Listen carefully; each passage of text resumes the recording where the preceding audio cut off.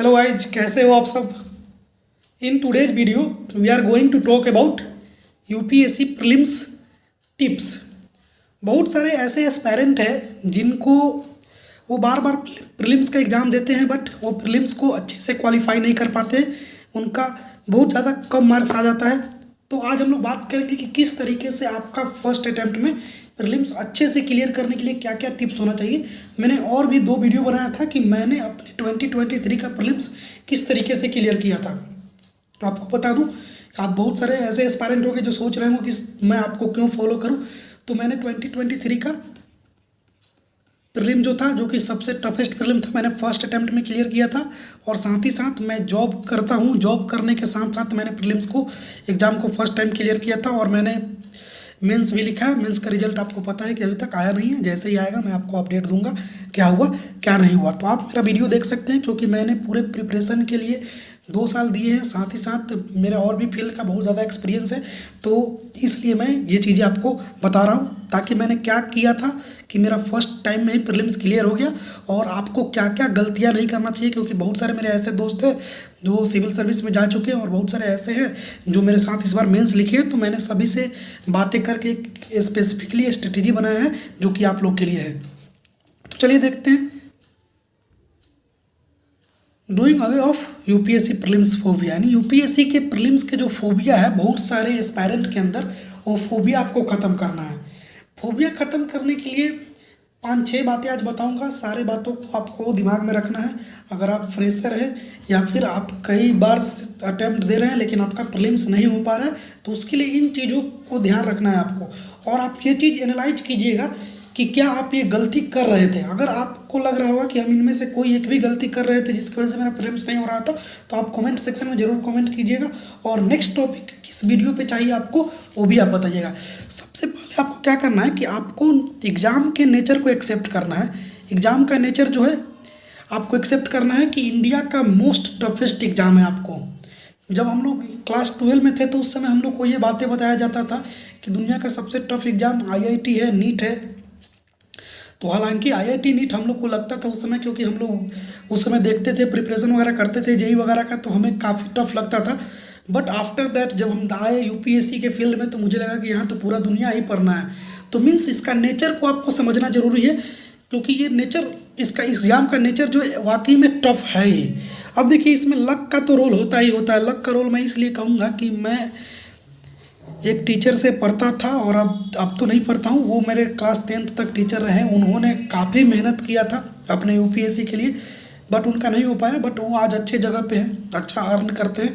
तो उनसे और बहुत सारे लोगों से मुझे देखने के बाद पता चलता है कि हाँ, इसमें लक फैक्टर करता है थोड़ा सा। और साथ ही साथ, is it getting more unpredictable? No, 100% guarantee. अब देखिए क्या कह रहा है, मैंने लिखा है कि इसका प्रेडिक्शन करना बिल्कुल मतलब गलत चीज़ है। इसका प्रेडिक्शन किया ही नहीं जा सकता, ये अनप्रेडिक्टेबल है। आ रहा बात समझ में? यानी आपका यूपीएससी में मतलब जाने का ना जाने का कितना मार्क्स आएगा, कितना नहीं मार्क्स आएगा, ये 100% अनप्रेडिक्टेबल है। आप इसको प्रेडिक्ट नहीं कर सकते। इवन आप एग्ज़ाम देकर आइएगा भी ना, तो आपके अंदर वो कॉन्फिडेंस नहीं रहेगा कि मेरा एग्ज़ाम निकलेगा या नहीं निकलेगा। तो आपको ये एक्सेप्ट कर लेना है कि ऑफ कोर्स ये एग्ज़ाम टफ है, बट लोग कर रहे हैं तो मैं भी कर लूँगा। दूसरा पॉइंट मैंने ये लिखा है कि realising what is in your mind. यहाँ पे देखिए टाइपिंग थोड़ा सा गलत हो गया। What is in your mind, complete basic, doing PY Q और गिविंग मॉक्स। यानी आपको 2-3 चीज़ें करना है। सबसे पहला चीज़ आपको ये करना है कि आपका बेसिक्स कंप्लीट है कि नहीं। You need to complete your basic to solve all the problem which is come from the newspaper, current and whatever. क्योंकि अनटिल आपको बेसिक नहीं पता होगा ना गाइज, तो आप पता ही नहीं कर पाओगे, आप लिंक ही नहीं कर पाओगे कि करेंट अफेयर में क्या चल रहा है, जीएस में क्या चल रहा है। तो आपको बेसिक का पता होना चाहिए। और बेसिक के लिए मैंने एनसीईआरटी के बारे में और मैंने क्या क्या रिसोर्सेज फॉलो किया था, मैंने बेसिक का वीडियो पहले से ही ऑलरेडी बना चुका हूँ। मैं लिंक डिस्क्रिप्शन में डाल दूंगा, वहाँ से आपको पता चल जाएगा कि बेसिक्स में आपको क्या क्या पढ़ने हैं। तो आपका बेसिक क्लियर होना चाहिए। बेसिक क्लियर इन तक कि आप एक बार बेसिक बुक को पढ़ लीजिए। बेसिक बुक मैंने जो बताया वीडियो देख लीजिएगा। साथ ही साथ कुछ स्टैंडर्ड बुक भी मैंने बताया, उसको भी आप पढ़ लीजिएगा। फिर उसके बाद जो, जैसे मान लीजिए आपका कोई पार्लियामेंट से क्वेश्चन आ गया, या फिर पार्लियामेंट का कोई न्यूज आ गया आप करंट अफेयर में, और आप जानते ही नहीं है कि पार्लियामेंट होता क्या है, पार्लियामेंट कौन सा बॉडी है, या फिर आपका कोई क्वेश्चन आ गया डीपीएसपी का, या फिर आपको मालूम है कि आप न्यूज़पेपर पढ़ रहे हैं, न्यूज़पेपर में डीपीएसपी से रिलेटेड कुछ दिया हुआ है कि स्टेट में डीपीएसपी जो है वो अनजस्टिबल है, उसको आप अप्लाई, स्टेट जो है उस पर अप्लाई करे या ना करे, स्टेट को कोई मतलब उस पर फोर्स नहीं है। तो आप जब तक ये चीज़ को न्यूज में पढ़े होंगे और आपको ये पता ही नहीं होगा कि डीपीएसपी क्या होता है, तो फिर न्यूज़पेपर आपको समझ में ही नहीं आएगा। और आज के डेट में बहुत सारा ऐसा चीज़ है जो करंट में आता है, तो आपको बेसिक को समझना बहुत ज़्यादा ज़रूरी है। साथ ही साथ जब आप बेसिक पढ़ लीजिए, आपका स्टैंडर्ड बुक भी एक आध पढ़ लीजिए, उसके बाद आपको PYQ ज़्यादा से ज़्यादा करना है। जितना ज़्यादा PYQ कीजिएगा उतना ज़्यादा आपके लिए बेनिफिट होगा, क्योंकि ताकि आपको पता चलेगा कि PYQ में किस तरीके का क्वेश्चन आता है। जैसे PYQ का बहुत सारा बुक होता है, जैसे कि आप मुरनाल सर का बुक ले सकते हैं। मैंने मुरनाल सर का बुक लिया था, जो कि पीछे का जितने भी 25 साल 30 साल का जो क्वेश्चन होता है वो सब उसमें देते हैं, तो आप वो बुक ले सकते हैं प्रीलिम्स के लिए। स्पेशली मेंस का भी आता है दिशा पब्लिकेशन का, बट पहले प्री का लिए बात कर रहे हैं तो पहले प्री को के बुक लीजिए और उसका क्वेश्चन कीजिए। और साथ ही साथ मॉक्स देना जरूरी है। मॉक्स के लिए आप कोई भी प्लेटफॉर्म यूज कर सकते हैं। Most important thing multiple revision. सही बात है दोस्तों, अगर आप मल्टीपल रिवीजन नहीं कीजिएगा ना तो आपको काफ़ी प्रॉब्लम होगी। और मल्टीपल रिवीजन करने का एक टेक्निक होता है, जो कि टेक्निक मैं नेक्स्ट वीडियो में बताऊंगा कि आप किस तरीके से रिवीजन करें ताकि सारा के सारा चीज़ आपको याद हो जाए। अब देखिए, थोड़ा सा वीडियो में एलोब्रेशन ज़्यादा है, तो आपको लग रहा होगा कि वीडियो स्लो है या फिर वीडियो ज़्यादा लंबा है, तो आप इसको 1.5 की स्पीड से देख सकते हैं, क्योंकि कंटेंट अगर आपको बढ़िया मिलेगा तो शॉर्टकट में नहीं मिल सकता। एक बात याद रखिएगा, कोई भी कंटेंट आप यूपीएससी का क्लास कहीं भी करते होंगे, कोचिंग या कहीं भी, तो क्लास 3 घंटा का होता है। अगर वही क्लास 30 मिनट में आपको करके दिया जाएगा तो फिर वो मज़ा नहीं आएगा। 30 मिनट में 3 घंटे का कंटेंट डिलीवर नहीं हो सकता है। तो वीडियो में समझा रहा हूँ तो मे भी इलाबोरेट हो सकता है, और क्योंकि ये जेन्युइन कंटेंट है। तो मल्टीपल रिवीजन करना है, बार बार चीज़ों को पढ़ना है। Learn to avoid silly mistake. बहुत सारे ऐसे लोग होते हैं जो छोटे छोटे मिस्टेक को कर देते हैं। मान लीजिए आपको यही नहीं मालूम है कि प्रियम्बल का मतलब क्या होता है, प्रियम्बल में कौन कौन सा की वर्ड दिया हुआ है, उसका मतलब क्या होता है, इक्वलिटी क्या होता है, सोशलिस्ट क्या होता है, फैटर्निटी क्या होता है, सोवरेन क्या होता है, ये सब चीज़ का मीनिंग ही नहीं मालूम होगा। आप सिली मिस्टेक करके आओगे एग्जाम में कि इंडिया में कितने स्टेट है, इंडिया का स्टेट में कितना यूनियन टेरिटरीज है, इंडिया में कौन कौन से स्टेट से ट्रॉपिक ऑफ कैंसर पार होकर गुजरता है। ये सब छोटी छोटी चीज़ें आप मिस्टेक कर दोगे या फिर भूल जाओगे तो फिर ये आपके लिए रेड फ्लैग है। You are not made to be clear UPSC exam. So try to avoid this silly mistake, and for avoiding this silly mistake you have to revise as much as time you can. Okay, फिर उसके बाद मैंने ये भी बता दिया। अब यहाँ पे मिस्टेक वाइल फॉर्मिंग एमओआर, यानी बहुत सारे, सॉरी एमओआर बोल रही है, ओएमआर सीट, यानी आपको ओएमआर सीट भरने समय भी सिली मिस्टेक नहीं करना है, ये भी चीज़ आपको ध्यान रखना है। अब देखिए, फिर उसके बाद मैं क्या है 5 number point, not run after multiple sources, reduce revision time, very less chance of coming in exam, reduce confidence. अब देखिए, जितना ज़्यादा मल्टीपल सोर्स होगा ना आपके पास, उतना ज़्यादा आप फ्रस्ट्रेट हो जाओगे, आप रिवीजन नहीं कर पाओगे, मैं गारंटी दे रहा हूँ। तो इसीलिए कोशिश कीजिए कि आज के डेट में आपके पास रिवीजन के लिए एक नोट्स बनाना जरूरी है। एक तो आपका जो कम्प्रिहेंसिव नोट्स होता है, जिस तरीके से मान लीजिए आप कम्प्रिहेंसिव नोट्स बनाते हैं इस तरीके से, जैसे मान लीजिए मेरा जो है इतना मोटा जो 400 पेज का क्या है, पॉलिटिकल साइंस का नोट्स है। अब इस पॉलिटिकल साइंस के नोट्स में मैंने बीच बीच में मैंने बहुत सारे इस तरीके से, देख लीजिए इस तरीके से मैं छोटा छोटा, ये मान लीजिए पीछे इतना पेज पढ़ा था, इतना पेज का छोटा सा जिस्ट यहाँ पे बना दिया। फिर उसी तरीके से मैंने छोटा सा जिस्ट बनाकर यहाँ पे चिपका दिया, यानी मतलब पूरे 2-4 पेज पढ़ूंगा, फिर उसका एक छोटा सा शॉर्ट नोट्स इस बनाकर इसमें लगा दूंगा। मीन्स कि आपके पास एक जो आप जहाँ से भी पढ़े हैं कोचिंग का मटेरियल होना चाहिए, या फिर आपका अपना नोट्स होना चाहिए, वो होना चाहिए जो कि मेंस के लिए है। लेकिन प्रीलिम्स को रिवीजन करने के लिए आपको छोटा छोटा शॉर्ट नोट्स आप मेरे तरीके से बना सकते हैं, या फिर आप कोई बड़ा बड़ा पेज में भी शॉर्ट नोट्स आपको जिस तरीके से अच्छा लगता हो उस तरीके से बना सकते हैं, ताकि आपको रिवीजन के लिए कम से कम टाइम लगे, रिवीजन में कम से कम टाइम हो। जितना कम टाइम लगेगा उतना ज़्यादा बार आप रिवीजन कर पाइएगा, और जितना ज़्यादा बार रिवीजन कीजिएगा उतना ज़्यादा आपके दिमाग में आने का चांस रहेगा। क्योंकि I have attempt the examination. और मुझे पता है कि जब आप एग्ज़ाम हॉल में जाओगे ना तो आप पे वो प्रेशर क्रिएट होता है कि अरे क्या आएगा क्या नहीं आएगा। कुछ बच्चे ऐसे बोलेंगे कि अरे तुम ये पर क्या है, ये पर क्या है, ये पर क्या है, और आपको लगेगा कि अरे मैं कहाँ पे आ गया हूँ, और आपको दम प्रेशर क्रिएट हो जाएगा। उस प्रेशर क्रिएट जब होता है ना तो आपको लगेगा कि मुझे कुछ आता ही नहीं है। तो उस प्रेशर क्रिएट के समय ना आपको वही चीज़ें याद रहेंगी जो आप छोटे छोटे शॉर्ट पॉइंट्स में रिवीजन किए होंगे।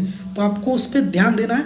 आप शॉर्ट नोट्स बनाइए और सोर्स को मल्टीपल मत रखिए, सोर्स को बहुत से बहुत मिनिमाइज करके रखिए, क्योंकि आजकल मार्केट में सोर्स का फ्लड है, सोर्स का बाढ़ आ चुका है। इतना ज़्यादा सोर्स है कि आप पागल हो जाओगे कि मैं क्या पढूं क्या नहीं पढूं।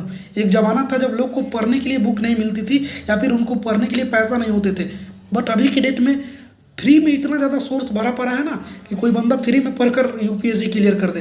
तो इतना ज़्यादा सोर्स है कि आप पढ़ ही नहीं पाओगे। तो सोर्स को लिमिटेड रखिए। आज के डेट का सबसे बड़ा चैलेंज है कि बच्चा के पास मल्टीपल ऑप्शन है, वो सोच ही नहीं पाता है कि मैं इस टीचर से पढूं, इस टीचर से पढूं, इस टीचर से पढूं। इसलिए आप एक को डिसाइड कीजिए और वो एक डिसाइड करेगा आपके डेस्टिनी को कि आप यूपीएससी क्लियर कर पाओगे कि नहीं कर पाओगे। जितना कम सोर्स होगा उतना ज़्यादा बढ़िया होगा। मैंने बहुत से बहुत कम सोर्स में मैंने पढ़ा। मेरे पास यूपीएससी के प्रिपरेशन के नाम पे 4-5 इस तरीके के नोटबुक है बस, और 8-10 मटेरियल होंगे कोई कोचिंग इंस्टीट्यूट का या फिर बुक का। इससे ज़्यादा मैंने कुछ नहीं पढ़ा, ठीक है। तो बस ज़्यादा बार रिवीजन करने की ज़रूरत है आपको।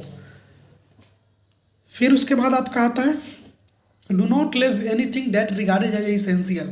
Basic book, PYQ, mock test, revision इटी से भी मैंने आपको बताया कि आपको बेसिक बुक हो गया, मॉक टेस्ट हो गया, रिवीजन हो गया, कोई भी चीज़ आपको लगता है कि इसेंशियल है आप उसको बिल्कुल मत छोड़िए। और साथ ही साथ करेंट इवेंट को तो बिल्कुल मत छोड़िए। करेंट में जो चीज़ आ रहे हैं वो चीज़ एग्जाम में पूछने का बहुत ज़्यादा चांस रहता है, खास करके साइंस टेक हो गया, एनवायरनमेंट का पार्ट हो गया, इकोलॉजी का पार्ट हो गया, एग्रीकल्चर का पार्ट हो गया। ये सब चीज़ प्रीलिम्स के एग्जाम में मतलब बखूबी पूछे जाते हैं। फिर उसके बाद do hard things first, this will reduce your fear, CSAT any subject. मान लीजिए आपका जो हार्ड थिंग्स होता है जिसे आपको लगता है कि मेरा हार्ड थिंग्स क्या है, तो जब भी दिन में रूटीन बनाइए पढ़ने का, तो सबसे पहले आप eat that frog. Eat that frog एक किताब है जिसमें ईट डैट फ्रॉग के किताब में वो ऑथर बोलते हैं कि सुबह उठते उठते आपका जो सबसे हार्ड लगता है, जो चीज़ आपको लगता है कि मैं दिन में सबसे बेकार काम हूँ, उसको सबसे पहले सुबह सुबह कर लीजिए, क्योंकि आपके पास सुबह में एनर्जी ज़्यादा होता है और कोई भी कितना भी हार्ड चीज़ को आप कर सकते हैं आसानी से। तो सुबह सुबह जब भी उठिए, फिर जब भी आपका पढ़ने का टाइम स्टार्ट होता है तो उस समय जब से हार्ड पार्ट को कीजिए, जैसे सी साइट हो गया हो या फिर और भी कोई टॉपिक आपको हार्ड लगता है, जैसे मुझे इकोनॉमिक्स हार्ड लगता था, तो आप जो भी हार्ड लगता है उसको आप पहले कीजिए, जिससे कि आपका फियर जो है कम होगा। साथ ही साथ लास्ट बट नॉट लिस्ट, आपको कॉन्फिडेंट रहना है, क्योंकि कॉन्फिडेंट रहना ही पड़ेगा, क्योंकि ये ऐसा एग्ज़ाम है कि अगर आप कॉन्फिडेंट लूज करोगे तो सोचो कि एग्ज़ाम पास होने का मतलब 0% चांस हो गया आपका। Means you don't have to lose your confident, okay. तो trust yourself, trust your plan. आपके पास बहुत सारा मतलब अननेसेसरी चीज़ें आपके दिमाग में आएगी, बहुत सारा आपको लगेगा कि अनसर्टिनिटी है, एग्ज़ाम नहीं कर पाऊंगा, इतना लोग एग्ज़ाम दे रहे हैं। ऑफ कोर्स सब बात सही है, दे रहे हैं लोग एग्ज़ाम दे रहे हैं, कोचिंग में बहुत सारे बच्चे पढ़ रहे हैं, of course all these things are right, but still आपको ये याद रखना है कि मुझे तो एक ही सीट लेना है ना। और जब मुझे एक सीट लेना है तो और कोई बच्चा कर सकता है तो मैं भी कर सकता हूँ। बस आपको कंसिस्टेंटली मेहनत के साथ वर्क करते रहना है। मैं आपको एक बात और बता दूं कि यूपीएससी प्रिपरेशन नहीं है बल्कि एक प्रोसेस है। आप ना इस प्रोसेस में बहुत सारा चीज़ सीखोगे और आप सीख रहे होगे। बहुत सारे ऐसे एस्पायरेंट हैं जो वीडियो देख रहे होंगे, जो अटेम्प्ट दे चुके हैं, बहुत सारे ऐसे भी हैं जो फ्रेशर होंगे। तो आप अगर अभी पढ़ाई स्टार्ट नहीं की हो या फिर पढ़ने के लिए सोच रहे हो तो बहुत सारा चीज़ सीखोगे। पढ़ना तो स्टार्ट करो पहले। अगर आप बिल्कुल न्यू स्टार्टर है तो आप मेरे पहले वाला वीडियो देखिए, मैंने प्लेलिस्ट में डाल दूंगा दोनों के दोनों वीडियो का लिंक, जिसमें बेसिक बुक क्या होता है और चीज़ें किस तरीके से आपको आगे प्रोसीड करनी है। सो गाइज, कॉन्फिडेंट रहना बहुत ज़्यादा ज़रूरी है। आप अपने प्लान पे ट्रस्ट कीजिए, आप अपने प्लान को बनाइए, हर दिन टाइम टेबल बनाइए, हर दिन एटलीस्ट 8 आवर्स का स्टडी शेड्यूल बनाइए और चीज़ों को अपने तरीके से कीजिए, पढ़िए, बट रेगुलर रहिए, क्योंकि regularity is very very important. कितना रेगुलर है वो मायने जरूर रखता है, क्योंकि रेगुलर रहिएगा तो आप रिवीजन वगैरह सब कुछ कीजिएगा। और एक्टिव रीडिंग कीजिए। एक्टिव रीडिंग क्या होता है, कभी इसके बारे में नेक्स्ट वीडियो पे चर्चा करूँगा। सो गाइज, होप आपको ये वीडियो अच्छा लगा होगा, और अगर आपको ये प्रिपरेशन में हेल्प कर रहा होगा मेरा वीडियो तो ज़रूर मेरे चैनल को सब्सक्राइब कीजिए और अपने दोस्तों को ये बताइए, और प्रे कीजिए कि मेरे साथ जो एग्ज़ाम का रिजल्ट वगैरह है तो अच्छा है। जैसे ही रिजल्ट आएगा मैं आपको अपडेट करूँगा। फिर मिलते हैं नेक्स्ट वीडियो में, तब तक के लिए have a nice day, stay blessed, stay happy and work hard.